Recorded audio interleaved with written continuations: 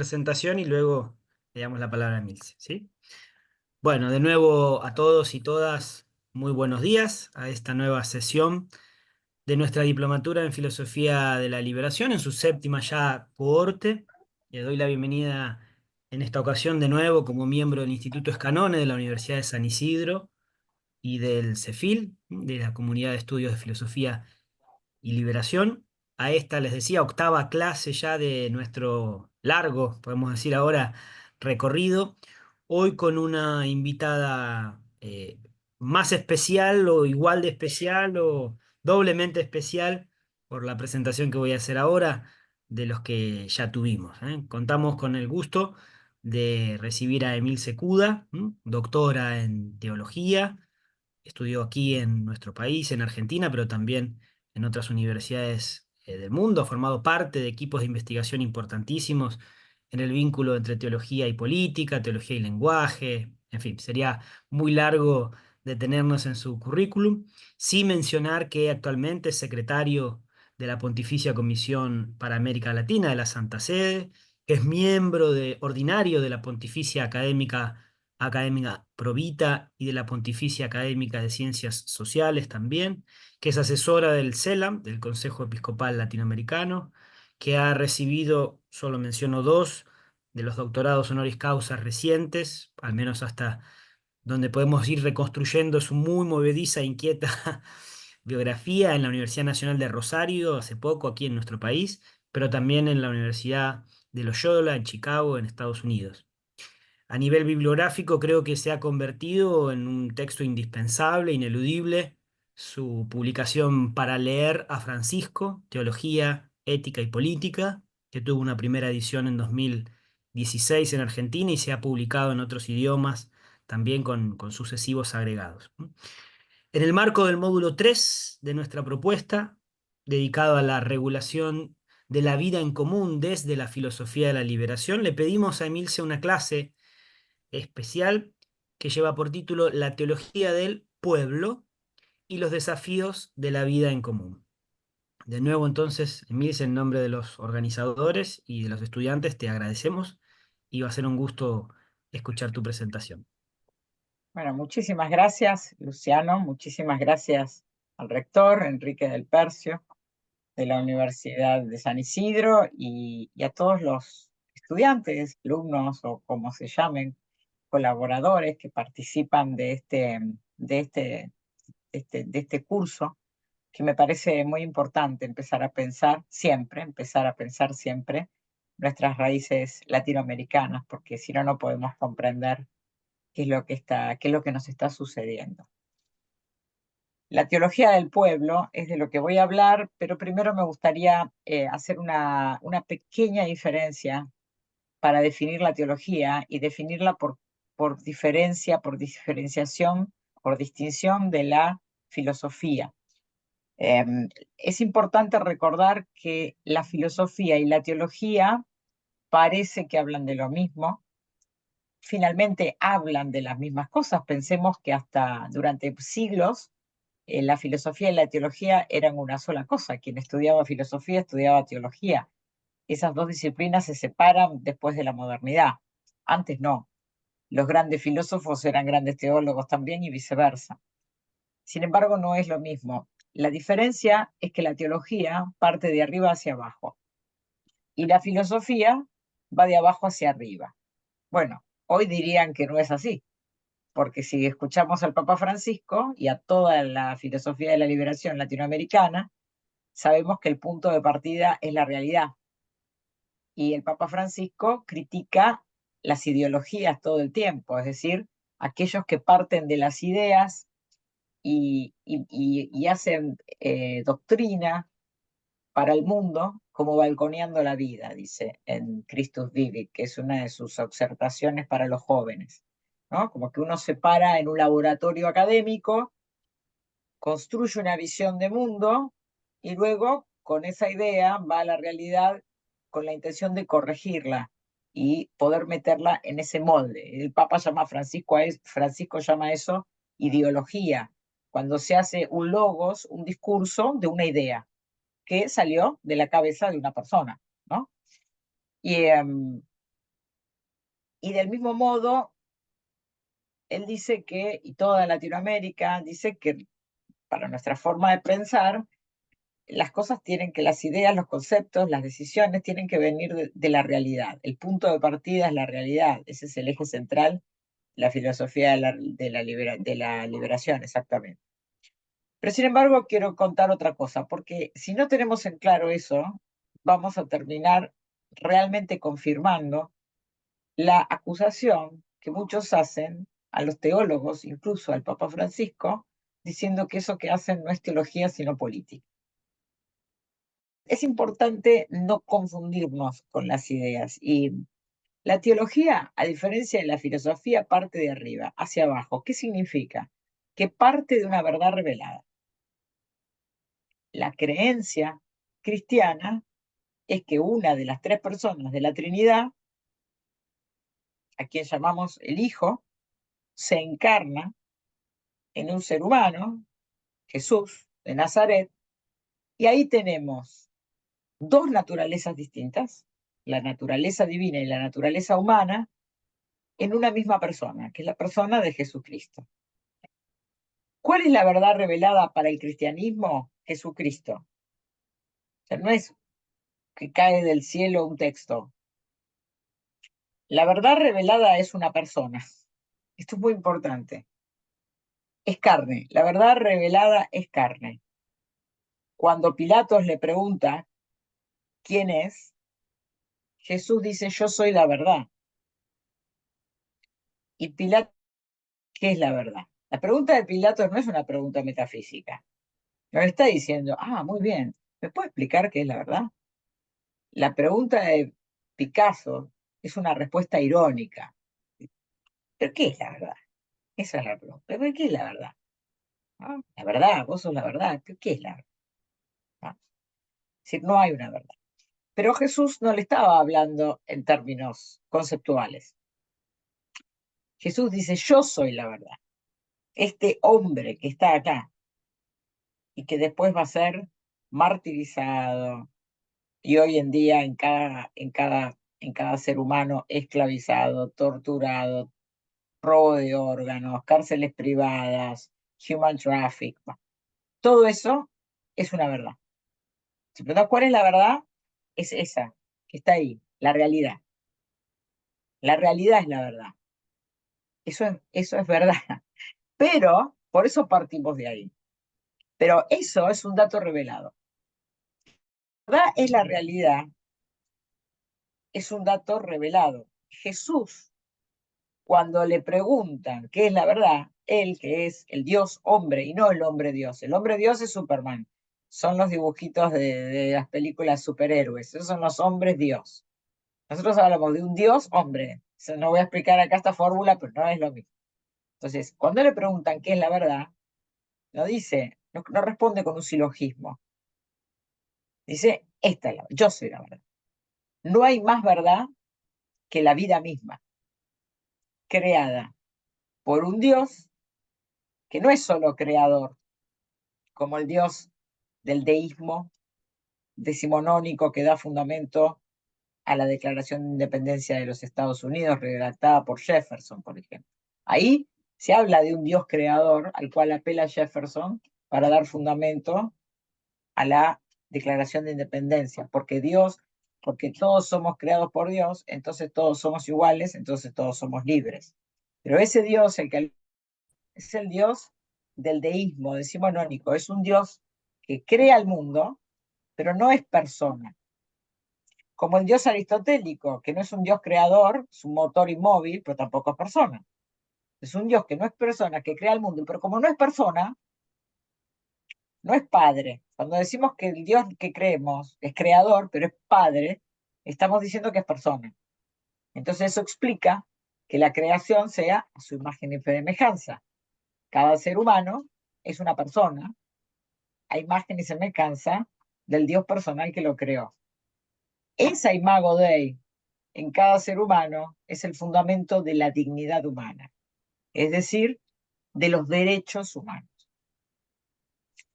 No tiene que hacer ningún mérito, no tiene que ir a la universidad, no tiene que tener propiedades, no tiene que aprender a frenar en el semáforo en rojo, solamente por ser humano tiene derechos humanos, por ser imago Dei.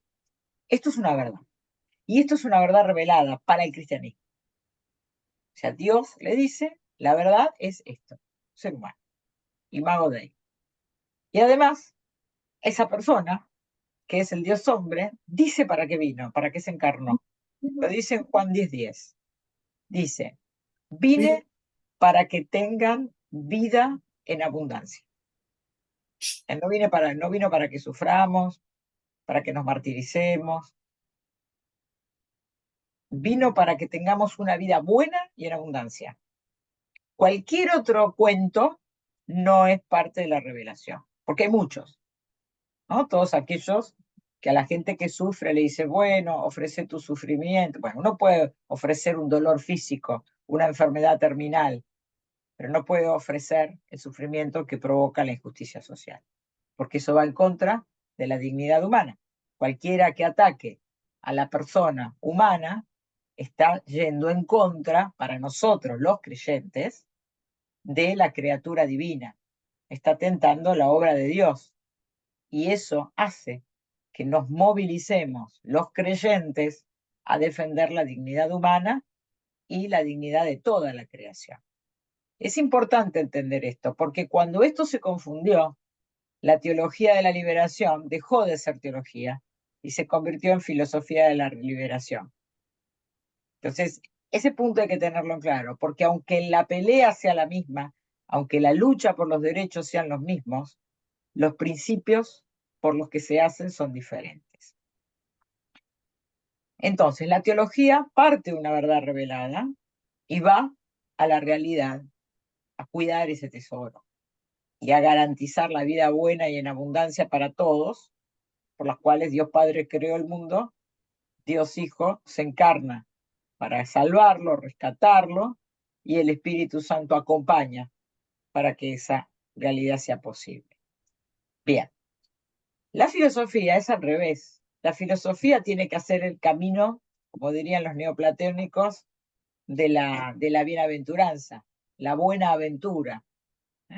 En el sentido de los neoplatónicos que dicen, bueno, en el caso de Plotino, por ejemplo, bueno, Dios se desborda y emana un mundo, o sea, no hay una decisión de crear, porque no es persona, el bien lo desborda, y eso uno se fragmenta en miles de partes, que es lo que llamamos la caída, y luego hay que hacer la reversa, hay que hacer desde abajo hacia arriba, tratar de lograr esa unidad en la diferencia, hasta llegar nuevamente a lo uno. Y ese camino del esfuerzo, decía Plotino, y ese camino a su vez de la buena aventura, porque a través de las virtudes yo voy pudiendo llegar a la unidad.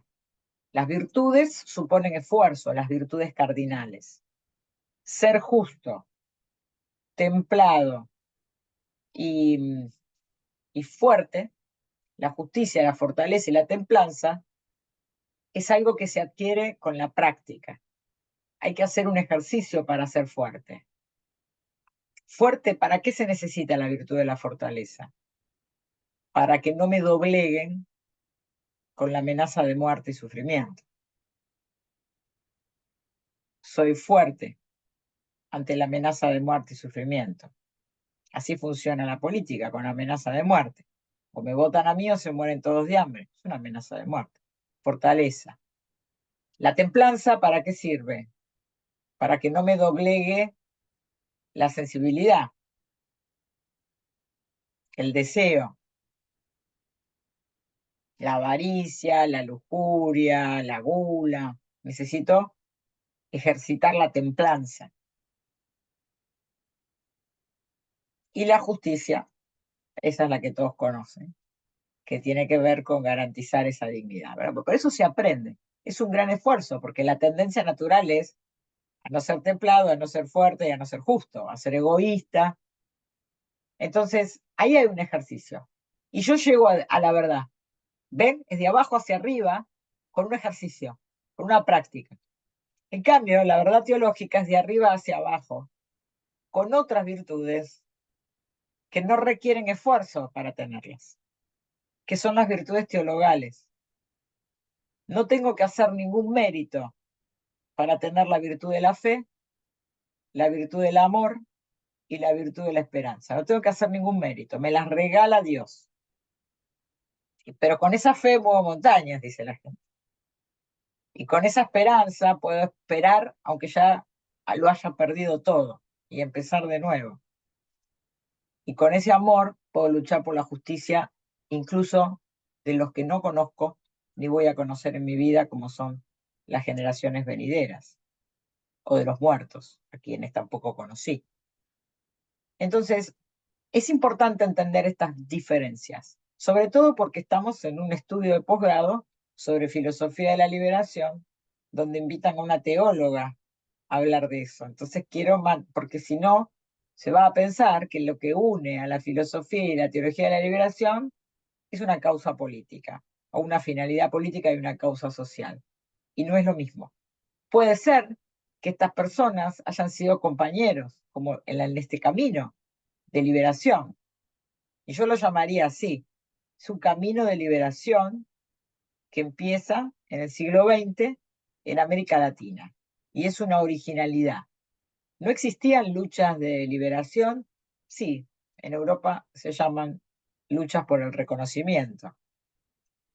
La lucha por el reconocimiento, ¿no? ¿Por el reconocimiento de qué? De la humanidad en cada ser humano, de la vida misma en cada ser vivo. Reconocer al otro, como un sujeto de decisión, como un sujeto jurídico. Eso es un camino de reconocimiento. Y así aparece incluso en la paideia, con otras palabras, ¿no? Pero, y eso es la paideia finalmente, la intención de la paideia, que es la cultura, ¿no?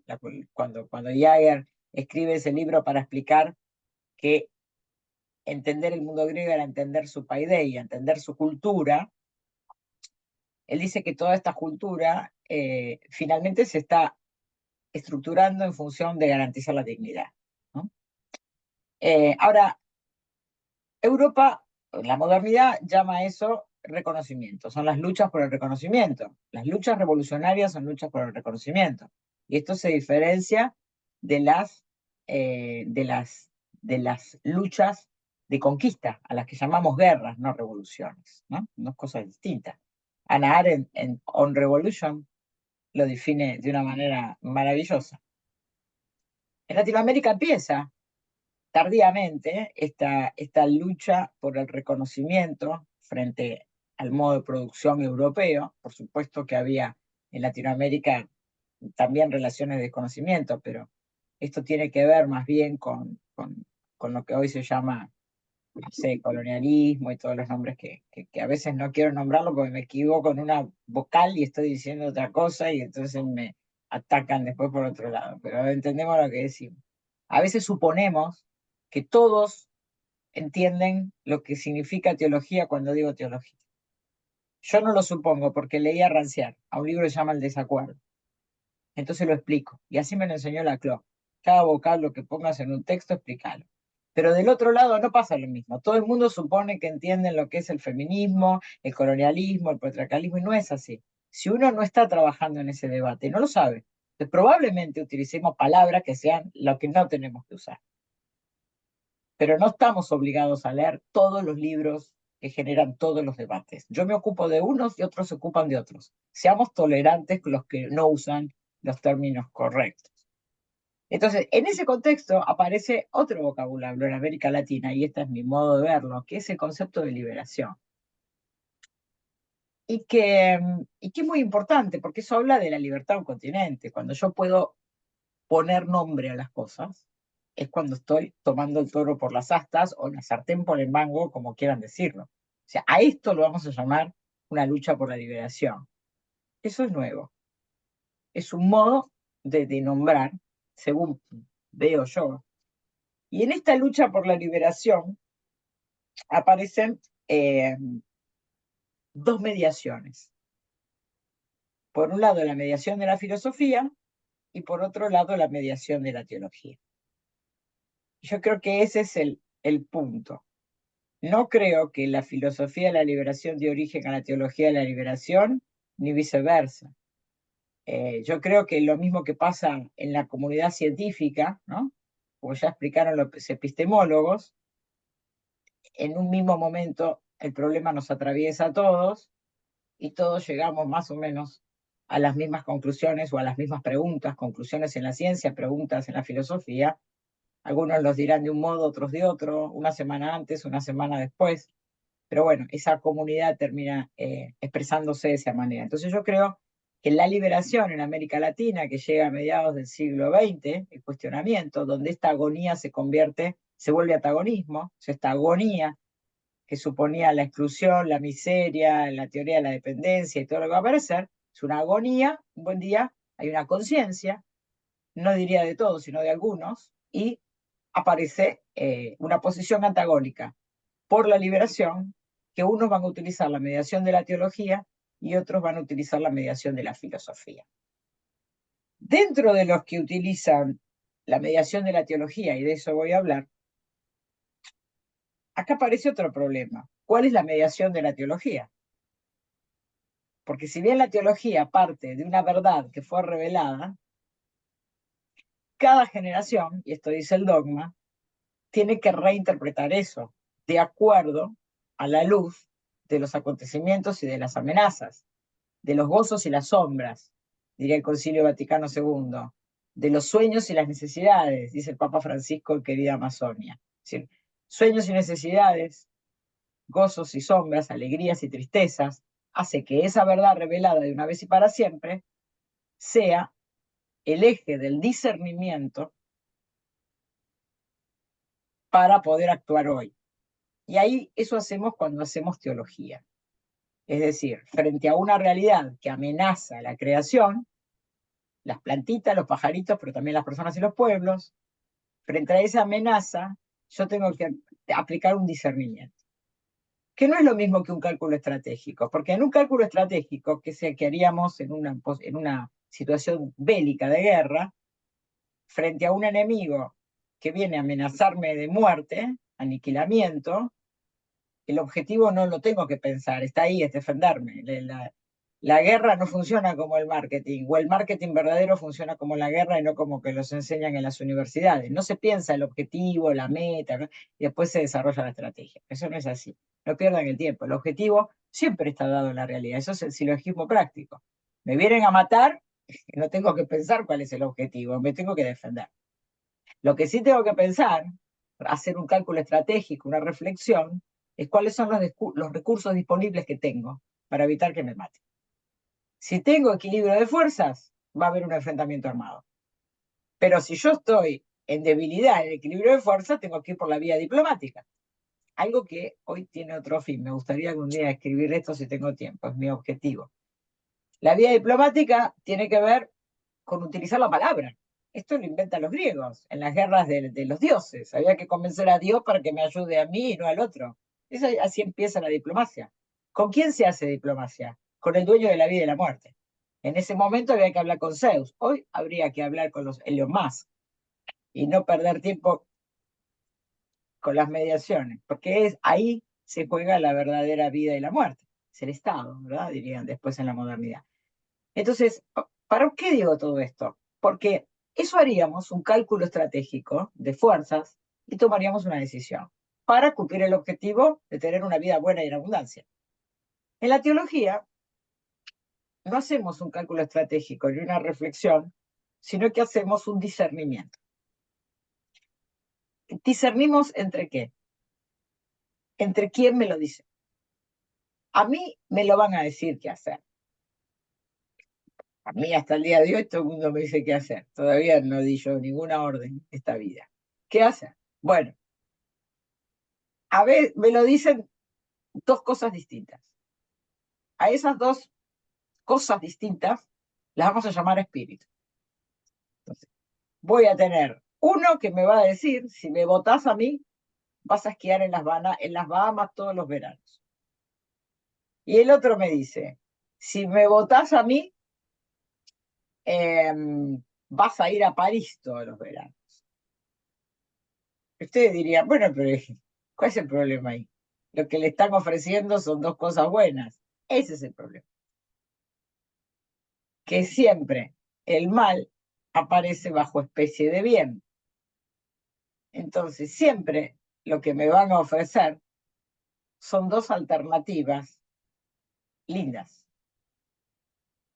Lo que yo tengo que discernir es cuál de esas dos alternativas viene de una persona y cuál viene de el mal. Fíjese que no dije de una persona buena o de una persona mala. Dije cuál viene de una persona y cuál viene del mal. ¿Por qué? Volvemos a lo que dije al principio. Para la teología cristiana, Dios es uno con tres personas. La persona del Padre que crea, la persona del Hijo que salva y la persona del Espíritu Santo que acompaña. El Espíritu bueno para nosotros, al que llamamos Espíritu Santo, es una persona. Y me propone el buen camino, largo, como el de Caperucita, pero es persona. Del otro lado va a venir el mal, que no es persona. Por eso no hablo de un espíritu, sino de los espíritus. Quieren, llamen los demonios, como quieran. De un lado tengo el espíritu bueno, es uno, el Espíritu Santo, persona. Del otro lado tengo los malos espíritus. Estoy contando el dogma, para que se sepa que estoy hablando como una teóloga, pues si no, no estoy dando una clase de catequesis ni intento convencer a nadie. Si no nos ubicamos así, no vamos a entender lo que estoy diciendo, me van a colgar en una hoguera, pues. Entonces, del otro lado tenemos los espíritus malos. Estos espíritus malos también aparecen enseñándome algo que yo me gustaría. Por eso es tan difícil el discernimiento. Porque lo bueno y lo malo aparecen como bueno. El mal aparece bajo especie de bien. Por eso San Agustín decía, ¿por qué hago el mal que no quiero y no el bien que quiero? Y por eso Kant, en la crítica del juicio, va a decir que finalmente la decisión lo tomo siempre sobre lo que me exhibe la razón. El problema es qué me está exhibiendo la razón. O quién ocupa en ese lugar, en ese momento, la razón. ¿Por dónde pasa la razón hoy? ¿No? El teólogo, decía Schmidt, el teólogo en la época, hasta la época moderna era el teólogo el que me decía este es el espíritu bueno, esto es el espíritu malo. En la modernidad pasa a ser el científico, esto es verdadero o esto es falso. Hoy es la opinión pública. Y hoy ya ni siquiera eso. La opinión pública decía Pierre Zambalón. Hoy creo que tiene que ver con los algoritmos. Entonces, cuando yo escucho en un momento de amenaza de muerte, ¿cuál es la salida? ¿A qué estoy escuchando? ¿Estoy escuchando el verdadero espíritu o es el mal seductor que me está engañando y me hace elegir el mal que no quiero? Bueno, ¿por qué explico todo esto? Porque este es el método teológico. Si el método teológico, que resumimos en ver, juzgar y obrar, en América Latina, vemos lo que pasa, juzgamos qué deberíamos hacer y actuamos, no es ver cualquier cosa, porque si no, no se distingue de la filosofía de la liberación y de la política. Si no, no hacemos teología. Y está muy bien. Puede haber teólogos que hagan política, pero estamos hablando de otra cosa. Entonces, en la teología de la liberación, ese ver, juzgar y orar, ¿qué es lo que tengo que ver? Bueno, primero, ¿dónde voy a ver y escuchar? Voy a ver y escuchar en los libros, voy a ver y escuchar en los algoritmos del Twitter, voy a ver y escuchar a las periferias urbanas. Ese primero, ¿dónde voy a ver y escuchar? La teología latinoamericana, a diferencia de la europea, dice que va a ir a ver y escuchar en el pueblo fiel de Dios. La teología europea va a ver y escuchar en la filosofía. Entonces, para ese ver y escuchar, por dónde va la cosa hoy, cuál es el objetivo principal, diría Bátimo, cuál es el sufrimiento principal, cuál es la batalla final, ¿dónde voy a ir a ver y escuchar? Para la filosofía o para la teología europea, hasta ese momento la mediación era la filosofía. Para Latinoamérica, la mediación, o sea, la filosofía y el conocimiento científico. Pero Latinoamérica dice, no, nosotros, además, vamos a ir a ver y escuchar en la sapiencia que supone los pueblos. Entonces, ahí, en ese pueblo, voy a escuchar dos cosas. Voy a escuchar cuál es su problema principal, diría la política, cuál es su mayor sufrimiento, qué es lo que está sufriendo, ¿sí? Pero también voy a escuchar qué es lo que está soñando ese pueblo. Y ahora vuelvo sobre eso. Y también voy a escuchar qué me está diciendo Dios hoy ahí.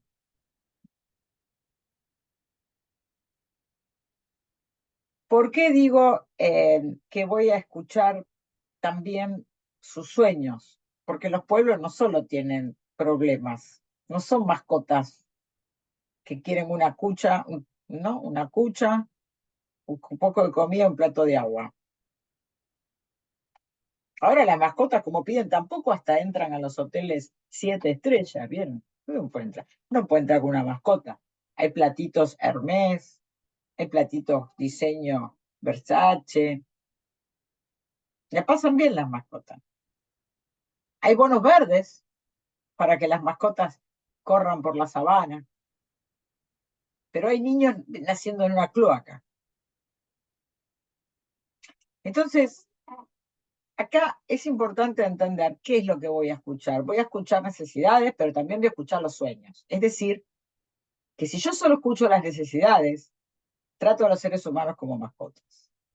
Pero si yo escucho de los seres humanos sueños, los estoy reconociendo, y acá vuelvo a la palabra de reconocimiento, los estoy reconociendo como sujetos jurídicos, capaz de decidir qué quieren de su vida, no solo qué necesitan. Y este es un gran aporte que dio la teología antes que la filosofía. Cuando reconoce lo que dice el Concilio Vaticano II en Gaudium et Spes, el sensus fidei, es la sensibilidad que me da la fe. Y acá vuelvo y retomo las virtudes teologales, porque si no, ¿para qué empezó hablando de las virtudes? Tiene sentido. Pues las virtudes teologales, según la creencia cristiana, tocan la naturaleza, la materia, y la transforman. Le dan una sensibilidad especial. Sensus fidei es una sensibilidad especial que me da el creer en Dios. Dios me llama, eso se llama vocación, por el vocativo, me llama, yo acepto creer en Él, sin preguntar por qué, del mismo modo que soy de River, de Boca. Nadie pide el currículum vitae de Boca para saber si se hace de Boca o de River. Alguien se lo propone, el nene se pone la camiseta y tomó la decisión. Y se paró de ese lado. Y va a cantar Vida a Boca y va a repetir ese credo siempre. No hay argumento suficiente para ser de Boca y de River. Es porque sí. Bueno, del mismo modo, me paro en la vida porque sí. De la derecha o de la izquierda, de arriba o de abajo. No es más que eso, ¿eh? Esto es difícil de entender, pero lean ese de entorno de Bátimo, serie entorno de Bátimo. También al cardenal Ratzinger. ¿Qué es un credo? El credo es una decisión. Me paro de este lado. Me paro del lado de los pobres. Ese fue el mensaje que le dio el Papa Francisco en su despedida al teólogo latinoamericano Gustavo Gutiérrez. Tuviste la valentía, y también se lo dijo a Cachitos Canones, ¿no? De pararse de ese lado. Porque no es más que eso. Me paro de este lado. Porque sí. Porque hay afecto. Cuando yo hago una pareja en la vida, no pido el currículum vitae. Bueno, ahora sí, con estas páginas de internet, pero en la realidad no funciona así, ¿no? O sea, aparece una persona y yo, porque sí, no puedo dar explicaciones de por qué me enamoré de esa persona y no de otra. Y eso es la fe, eso es el amor. El amor no supone un currículum vitae. Es un acto de confianza. Es fe en Dios, confianza. Yo con fe en horizontal, confío en esta gente, me paro de este lado, me paro del lado de los pobres o me paro del lado de los ricos, me paro. Entonces, en Latinoamérica, lo que ocurre es que la fe, cuando toma la decisión realmente de pararse al lado de Jesucristo, que se para del lado de los pobres, ahí es donde me va a decir cuáles son sus necesidades o sus sueños. Y me van a ayudar, creemos nosotros, a cumplirlo.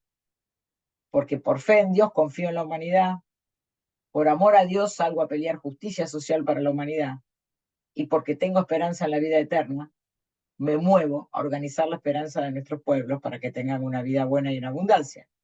Son distintos los motores a los que mueven a la filosofía. Entonces, mientras la teología europea utiliza la mediación de la filosofía, la teología latinoamericana, en un contexto de lucha de reconocimiento al que llaman liberación, va a utilizar otra mediación, que a mi modo de ver es mucho más válida, porque responde más a la respuesta que le dio Jesucristo a Pilato. Cuando Pilato le pregunta qué es la verdad, la pregunta de Pilato no era una pregunta metafísica y la respuesta de Jesús tampoco fue una pregunta metafísica. Fue una respuesta práctica. Soy yo, esto, que está acá, este ser humano. No hay más verdad que eso. No hay más verdad. Kant va a decir, ningún hombre puede ser tomado como medio. Todos los hombres son fines en sí mismos. Digo, hay muchos paralelos y, bueno, por supuesto, Kant era pietista, tenía toda esta formación. Pero eso, seguramente, si vamos a personajes, autores o pensadores de otras religiones, dirían exactamente lo mismo. Una madre quiere a su hijo porque sí. O sea, yo voy a querer a mi hijo toda la vida y lo voy a defender. Me paro del lado de él porque es mi hijo. Sea bueno, honrado, haya caído en adicciones, haya caído en la corrupción, sea lindo o feo, inteligente o no, siempre voy a estar de su lado, porque es el amor así. Entonces, ahí es donde empieza a jugar la teología de la liberación, o lo que se llamó teología de la liberación, expresado así por Gustavo Gutiérrez, y lo que hizo que no lo condenaran tampoco. Porque a diferencia de otras corrientes de la teología de la liberación, Gustavo Gutiérrez no fue condenado, porque siempre fue teólogo. Y siempre supo que el punto de partida era la realidad humana, como Imago Dei, y siempre supo que para elegir el camino había que discernir desde el punto de vista de la creencia entre el Espíritu Santo, que me propone lo bueno como bueno en sí mismo, y el mal, que me propone el malo disfrazado de bien. Los pueblos tienen su sabiduría y saben esto. A mí de chiquita me lo contaban de otra manera, porque mi mamá no había leído teología ni filosofía. Me contó el cuento de Caperucita Roja, me lo contaba mi abuela y mi mamá, más mi abuela que mi mamá. Las abuelas siempre cumplen ese rol. Y contaba el cuento de Caperucita Roja, que había dos caminos. Un camino corto donde iba a llegar rápido, pero se la podía comer el lobo. Y un camino largo, donde iba a tardar más, pero era más seguro. Bueno, o los dos caminos de Parménides, en el poema del ser. O sea, esto está. Ahora, siempre voy a estar en la vida discerniendo, porque eso es la capacidad jurídica y la condición humana. El tema es que como quien aparece en el camino con los espejitos de colores para que vaya para la derecha o para la izquierda, parece el lobo, ¿no? Si quieren, ¿ven? Esta sapiencia popular, Chesterton citaba la sabiduría de la cultura popular. Esto es lo que toma el pensamiento de liberación latinoamericano. Tiene mucha lógica. Si hoy vamos a los libros de Piketty, el primer libro de Piketty, El Capital del siglo XXI, el segundo libro, que no me acuerdo el título, en el primero, en El Capital del siglo XXI, Piketty evalúa la situación social a partir de la declaración de impuestos. O sea, él toma 150 años de declaraciones de impuestos y a partir de eso puede explicar cómo fue la evolución en los países centrales, en las periferias. Pero en su segundo libro, él toma otra cosa. ¿Sabes lo que toma? Los títulos universitarios. ¿Cuánta gente fue a la universidad? en cada país, en cada momento histórico, y cuántos doctorados. Y eso a veces juega a favor y en contra. Uno diría, bueno, cuanto más doctorados, eh, más fácil de no caer en el camino corto y que te coma el lobo, ¿no? Depende de lo que me enseñen en los doctorados. Depende de lo que me enseñen. Hoy en el mundo se sigue enseñando una economía ortodoxa que es extractivista, tanto de los recursos naturales como de la vida de las personas. Y eso se enseña incluso en nuestras universidades católicas. Entonces, esta mediación, esta capacitación, esta sabiduría, en América Latina, no tener tantos doctorados, como dijo Piketty, como explica ahí él, ¿no? Los números no se pueden rebatir, tuvo algo bueno. Y es que nuestra gente quizás no está a la altura de sentarse a la mesa de los debates europeos, creo que lo está, pero algunos piensan que no, pero tienen más desarrollada el conocimiento sapiencial. Por algo será, dicen. Algo me dice que confían en la cultura popular, confían en esa sapiencia. Ni que hablar de los conocimientos ancestrales para proteger las riquezas naturales. Por ejemplo, yo ahora vengo de la COP16 y hay una señora que contó algo muy interesante. Decía, a mí me enseñaron a cuidar el río de chica de otra manera. Mi mamá me decía que el río tenía un cierto carácter de, no sé si de divinidad o bueno, alguna función religiosa. Entonces no había que estimarlo al río. ¿No? A mí no había que. Y uno diría, pero esto es una locura, están divinizando el río. Bueno, el mito primitivo permitía sobrevivir. O sea, lo que hizo es que ese río no se contaminara. O sea, ese relato sirvió para que ese río no se contaminara. Porque como la gente creía que era un dios, no le tiraba adentro la lata de Coca-Cola. Nosotros tiraríamos Coca-Cola arriba de un altar, abriríamos una Coca-Cola y la tiraríamos así arriba del altar. No, no lo haríamos, porque consideramos que es un lugar sacro. Bueno, ellos consideran que el río es un lugar sacro, porque hubo un mito, y no lo hacen. Entonces hay una sabiduría ahí. Y vaya si la hay, porque gracias a eso la gente tiene agua no contaminada. No sé por cuánto tiempo. Entonces, esto es una novedad de la teología latinoamericana. Es la novedad desde las herramientas de la teología y por los motivos de la teología. Los fines no son ni económicos ni políticos, son escatológicos, es decir, busca la salvación. Escatología significa en teología la salvación, la vida eterna. Se llama economía de la salvación, esto que estoy explicando.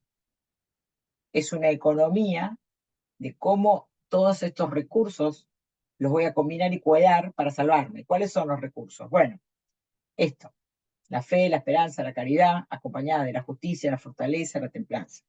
En ese combo de la teología latinoamericana en momento de liberación, que no son todos los teólogos ni mucho menos, muy poco porcentaje de los teólogos se enrolan en esto, muy pocos. En esto aparecen algunas corrientes, como la de Gustavo Gutiérrez, más emblemática, aparece otra corriente, esto lo dice Canone, lo divide así, que es una corriente de liberación más espiritual, la del cardenal Pironio.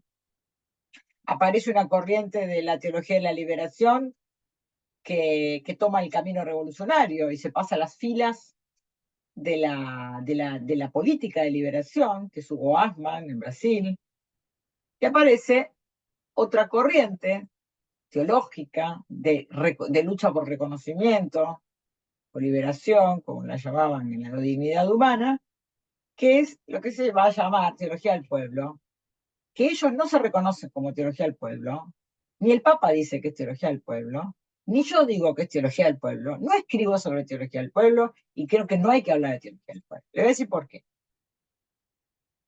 Porque cada vez que usamos un genitivo es para permitir que después lo nieguen. Yo digo, esto es teología de la liberación, entonces esto no es teología.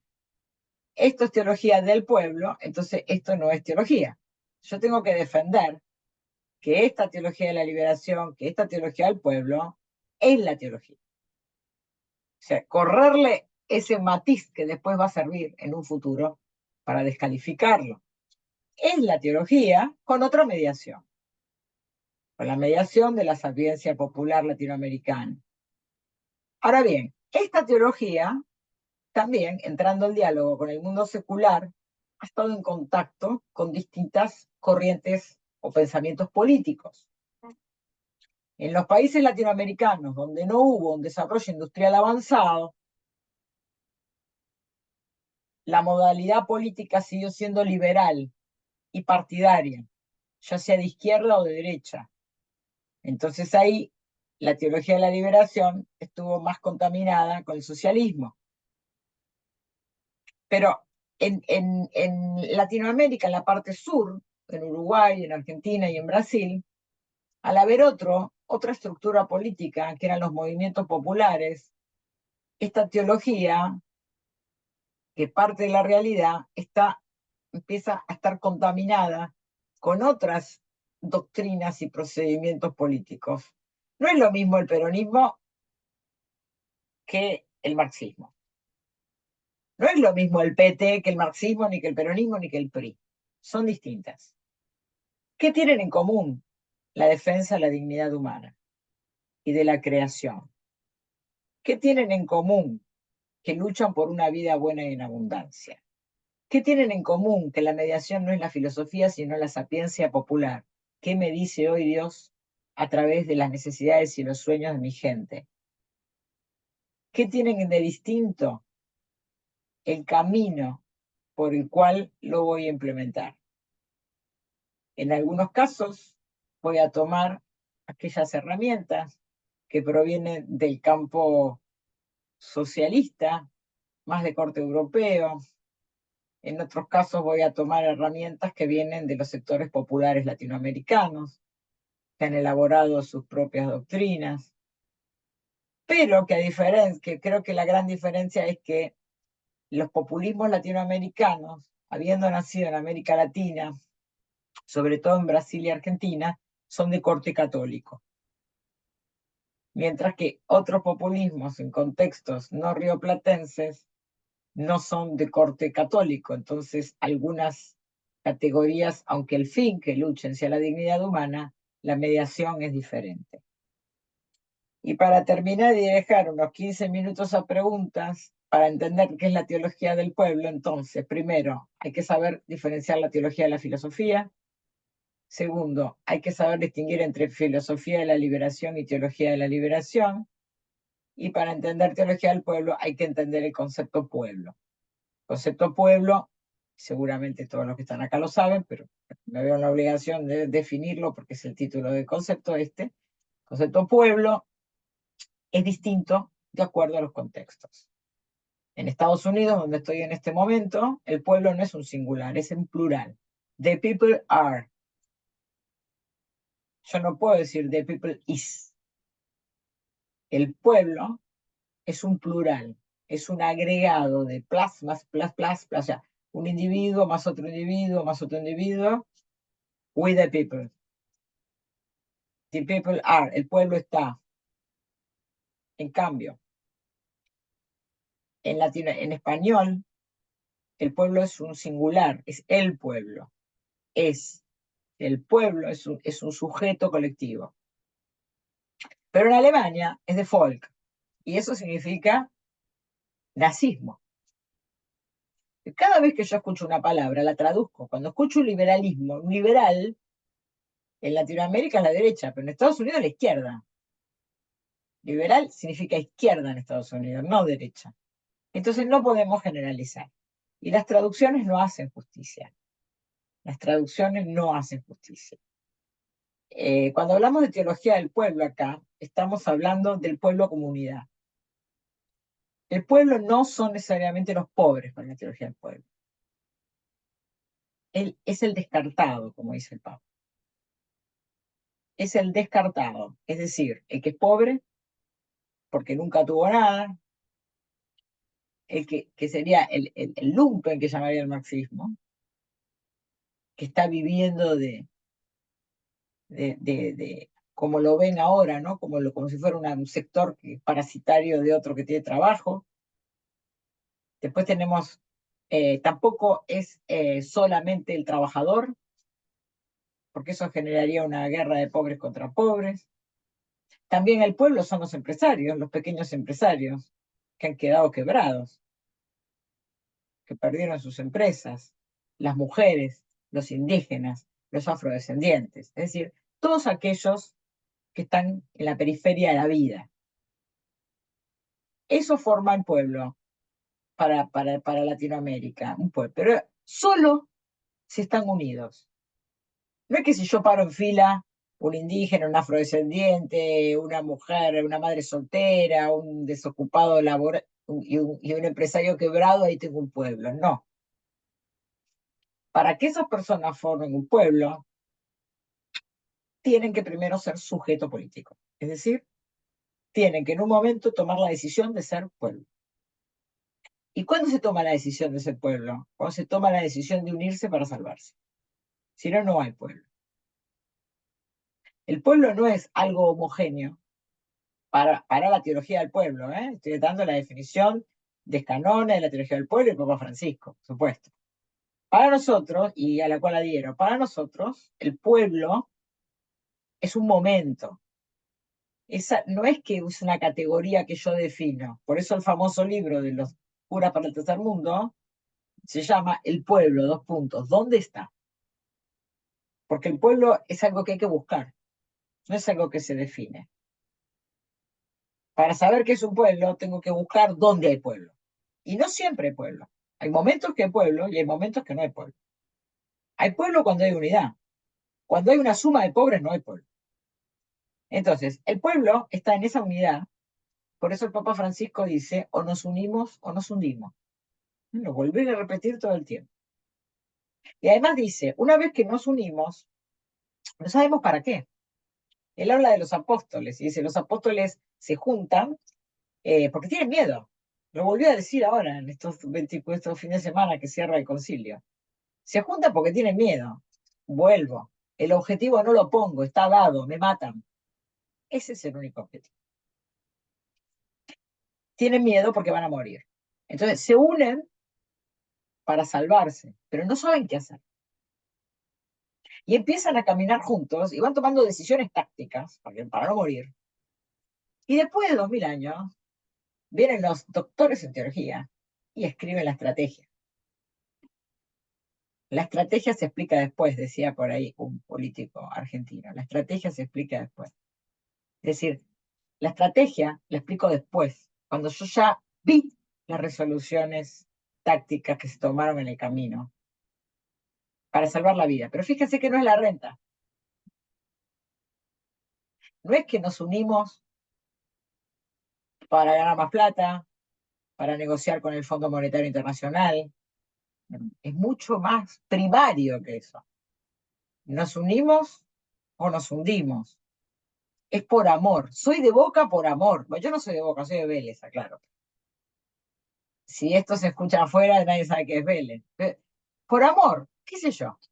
Un día tomé la decisión y me quedé de ese lado. Bueno, no tengo ninguna estrella por ningún lado, pero es un acto de amor. ¿En qué sentido es un acto de amor? Que es un acto inmediato. Entonces, ¿nos unimos o nos hundimos? Es un acto de amor a la vida, la mía para empezar. Y no crean que esto es común. Nuestros jóvenes se están suicidando en Asia y en Latinoamérica. Ya no es solamente que no quieren a su madre, a su padre, al comunista, al socialista, al peronista, al de la liberación, no se quieren a sí mismos, no quieren la vida. A eso llegó la humanidad. Entonces la unidad siempre es un acto de amor, porque sí, porque me paro de ese lado, porque sí. Y eso es un pueblo. Pero si no hay ese momento de unidad, no hay pueblo. Si no hay amor, no hay pueblo. Entonces, acá termino con mi exposición muy rápida, mejor que pude, y lo mejor que me salió la inspiración esta mañana soleada de otoño donde estoy en Chicago. Y estoy abierta a preguntas muy generales, porque si hacemos preguntas muy términas, muy puntuales, no vamos a poder responderlas. Pero todo lo que digo está hecho, escrito en mi libro. El último libro que tengo publicado es del 2016. Pues no me da ninguna vergüenza decir que el libro es del 2016 porque yo soy de la vieja escuela que publico un libro cuando uno tiene una investigación. No escribo mis reflexiones de última hora y mucho menos uso de la inteligencia artificial. Hay un montón de papers míos dando vueltas, conferencias. Ahora estoy haciendo otro trabajo al servicio del Papa. No, yo no puedo sentarme a escribir. Pero en ese texto, que es fruto de una investigación, no es coyuntural, está todo lo que yo dije de una manera más desarrollada. Jamás vendo mi libro a ningún lado. Pero como no tengo tiempo de escribir un paper para este Zoom, ahí está firmado lo que acabo de decir. Gracias. Bueno, muchísimas gracias, Emilce. De las ventajas que tiene esta tecnología es acercarnos aún cuando estamos a la distancia, y la de las desventajas es que no se escuchan los aplausos, pero seguramente del otro lado los hay y muchos, así que te agradezco y te agradecemos. Bueno, abrimos entonces el espacio. Nosotros tenemos la costumbre, como vos decías, no siempre hacer consultas, porque a veces tenemos que digerir un poco todas estas distinciones, todas estas ideas, todos los conceptos que fuiste movilizando, sino también un poco reacciones, comentarios y hacer una conversación un poco en torno a eso. Así que abrimos la palabra para todos los que están. Si quieren pueden ir levantando la mano y si no, simplemente sacar el micrófono. Recordamos que Emilce tiene un poco el tiempo ajustado, así que le pedimos brevedad para las intervenciones.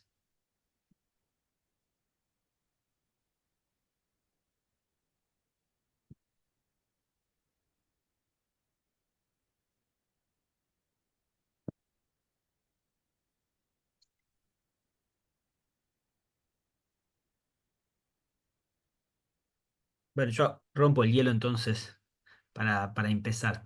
Em, una pregunta que alguna vez también te escuché a mí mismo a vos, Emilce, y lo conversamos, pero para ahora ampliarlo, no tanto en términos biográficos, perdón, bibliográficos, sino biográficos, es decir, no libros o autores, sino en tu propia visión y en tu propia vivencia en Roma.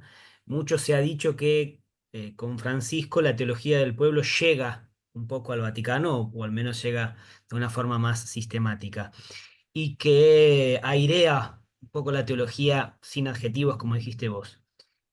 La teología europea aprende de la teología del pueblo. Ahora invierto los papeles de tu experiencia propia.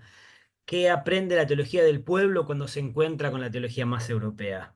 ¿Qué experiencias tiene que pensar? ¿Qué categorías de su formulación original te parece que tiene que revisar? ¿Qué aprendemos nosotros cuando, entre comillas, llegamos a Roma? Es que la teología es una sola. O sea, esta diferencia, porque hay que entender que estudia un teólogo también, porque es algo que en Argentina, sobre todo, por motivos históricos, no se sabe qué es. Primero, un teólogo no es un catequista. La carrera de teología es una carrera que tiene 132 materias. Dentro de esa carrera estudiamos toda la carrera, yo soy teóloga pontificia, toda la carrera de filosofía, toda la carrera de derecho, para tener derecho canónico. Estudiamos 7 idiomas, estudiamos todas las bíblicas, todas las materias dogmáticas, urbanismo, estética, hasta economía. Entonces, no hay una teología europea que no sea latinoamericana. Es la mediación. A ver, vamos para atrás. Una vez que uno estudia todo eso, como en la medicina, uno elige una especialidad. Algunos van a ser biblistas, se van a dedicar a la hermenéutica bíblica, como hay filósofos que se dedican a la hermenéutica de la filosofía antigua, otros se van a dedicar al derecho canónico y van a ser abogados, otros se van a dedicar al arte, otros a la liturgia, otros a la música sacra, otros, como yo, se dedican a la teología moral. Dentro de la teología moral, lo que en filosofía se llamaría ética. Dentro de esa teología moral o ética, está por un lado la bioética, que se dedica solo a temas de vida, como puede ser aborto, eutanasia, género, guerra, pena de muerte, y otros que se dedican a la teología moral social, que es mi caso. Ahí nos especializamos en política y economía. Entonces yo, además de estudiar eso, me fui a estudiar economía, hice un posgrado, un MBA, saqué en economía, y me fui a estudiar teoría política, para poder hablar de eso. Pero soy teóloga, Jamás me presentaría como economista.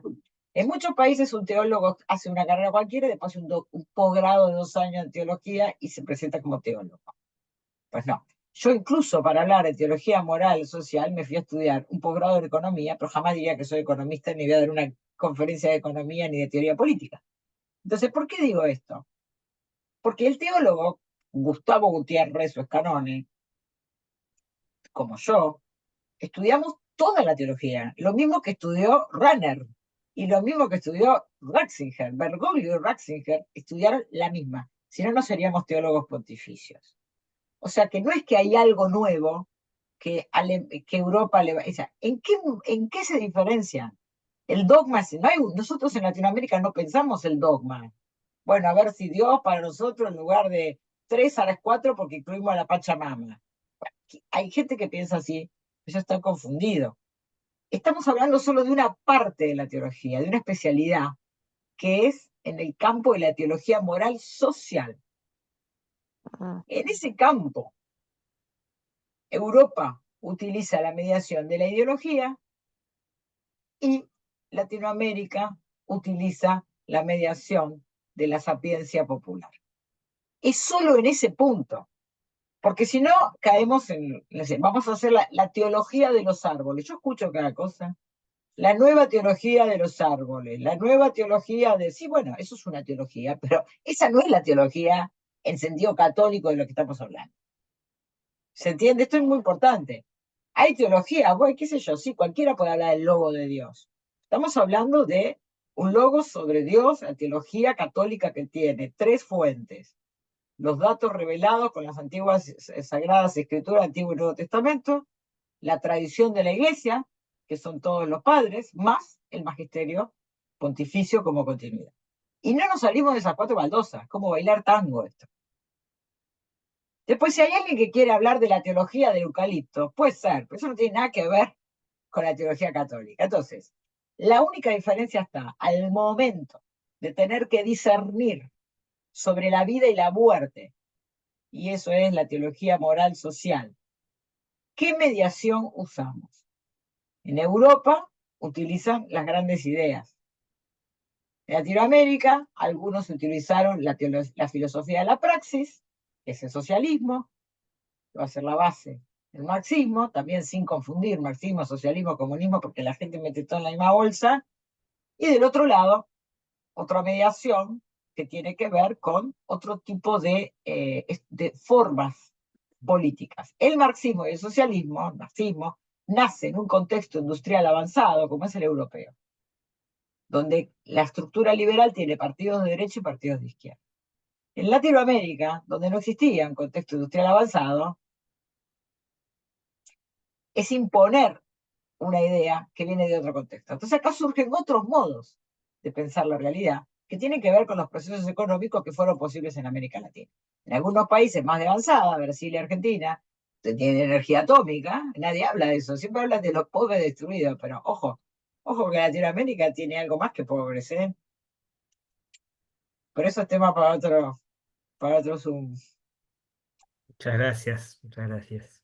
Bueno, ahora sí, abrimos más el espacio entonces.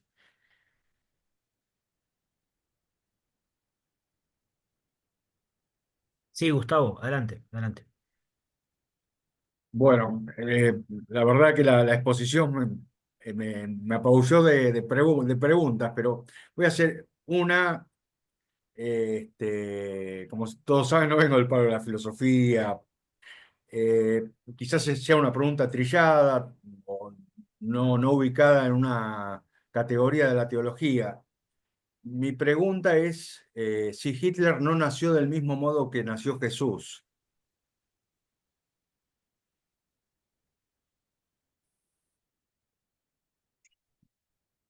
No tengo idea, ¿no?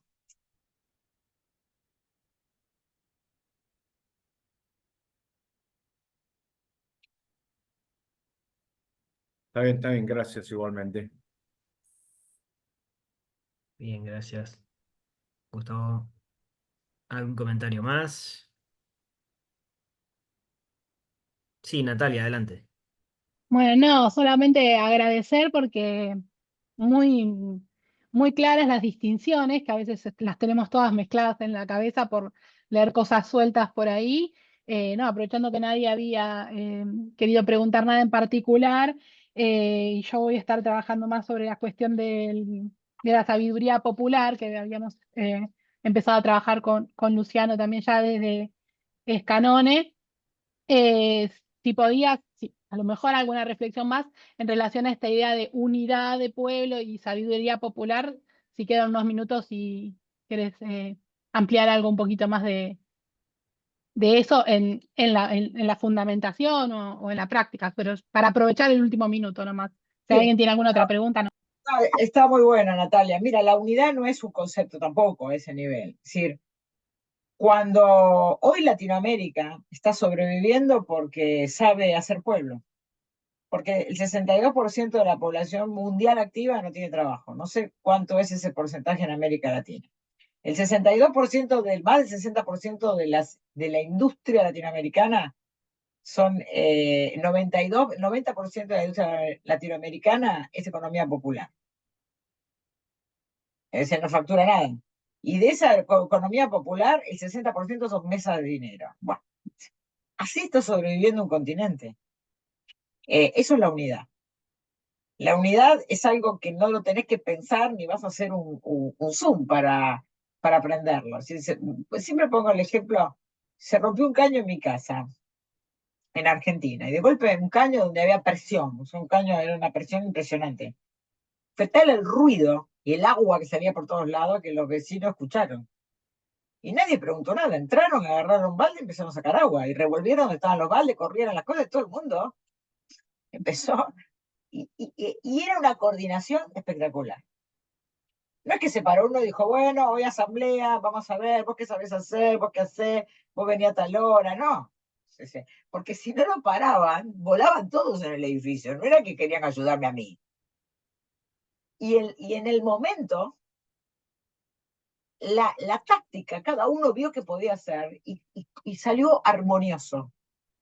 Todos cumplían una función armoniosa y salvamos una situación que hubiese sido dramática por el tipo de edificio que era, ¿no? Entonces, eso es un ejemplo de la unidad.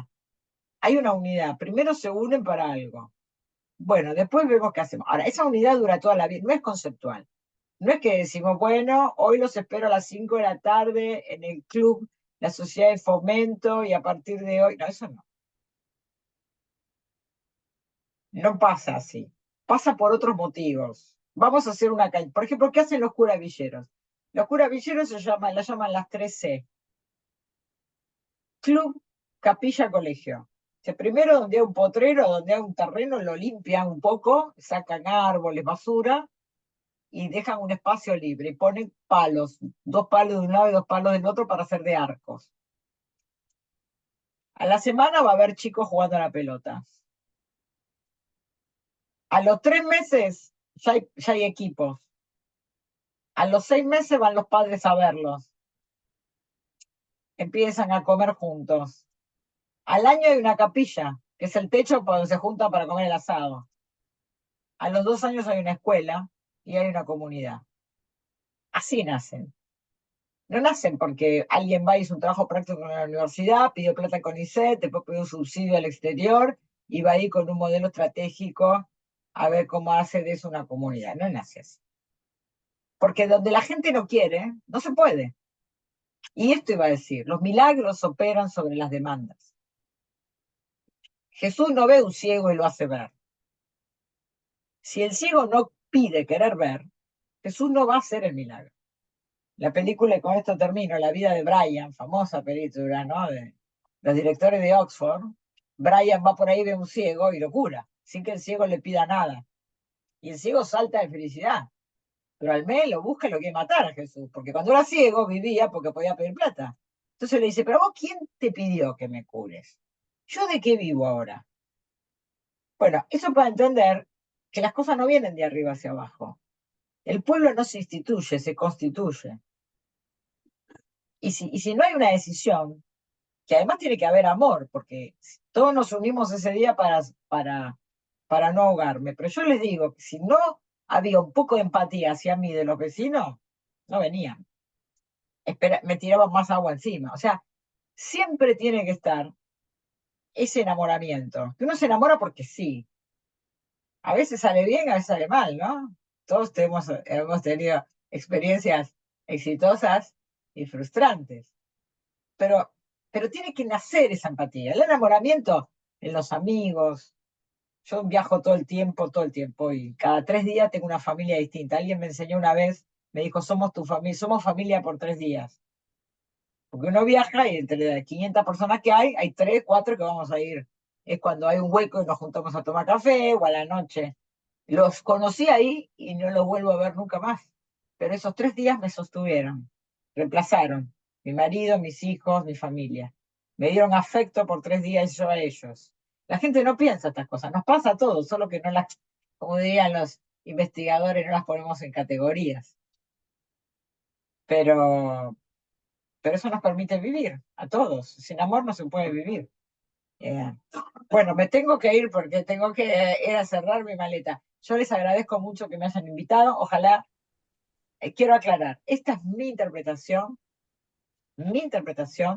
de lo que es la teología del pueblo en el contexto de la teología y la filosofía latinoamericana. No es de ninguna manera la única, ni la mejor, ni la verdad absoluta, de ninguna manera. Es la que a mí me ha ayudado a tener amigos y a operar y a estar en diálogo con todos los sectores sociales más allá de la Iglesia Católica, y a no avergonzarme de ser católica y a defender el catolicismo, porque también pasa lo contrario, ¿verdad? Así que bueno, muchísimas gracias a todos y gracias, Enrique del Percio, por siempre ir adelante con otro que ha sido familia por un día conmigo varias veces. Y, y gracias, Luciano. Gracias a todos. Hasta pronto. Chao. Gracias a vos, Emilce. Gracias a todos los que participaron. Nos vemos entonces el próximo lunes para seguir este camino de la diplomatura. Hasta la próxima. Gracias. Muchas gracias. Adiós, adiós. Gracias, muchas gracias, hasta pronto.